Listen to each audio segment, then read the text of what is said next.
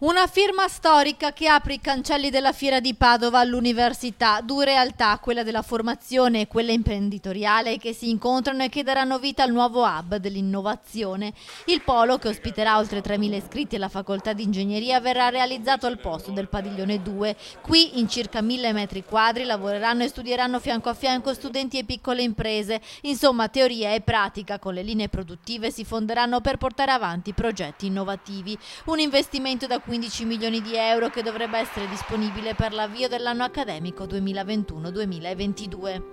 Questo è un polo di innovazione perché mette assieme la formazione, quindi l'insegnamento, sapete, aule nuove vuol dire anche qualità delle aule, innovazione nella didattica, con i laboratori congiunti impresa-università e con la realizzazione dei prodotti, quindi con tutta la parte fieristica. Per il quartiere fieristico una svolta importante, il primo passo verso la rinascita dopo un periodo buio che si è chiuso con lo stop del contenzioso con il socio privato. Noi abbiamo fatto un grande lavoro in questi 2 anni per riportare la fiera a società pubblica.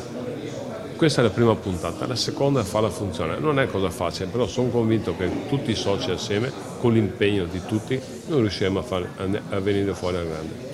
Ora la gestione pubblica dell'ente punta a rilanciare la fiera grazie alla presenza dell'università, di eventi espositivi di rilevanza e del futuro centro congressi che dovrebbe essere pronto nel 2021. Adesso completeremo il centro congressi sta rispettando i tempi previsti e quindi siamo convinti che già dal 2021 saremo in grado non di occuparlo in maniera completa, perché voi sapete che questi eventi si organizzano per realtà importanti come il nostro centro, un centro con oltre 3.000 persone, si organizzano con un anticipo di 2 o 3 anni, quindi noi stiamo cominciando a fare adesso un'attività di promozione sicura.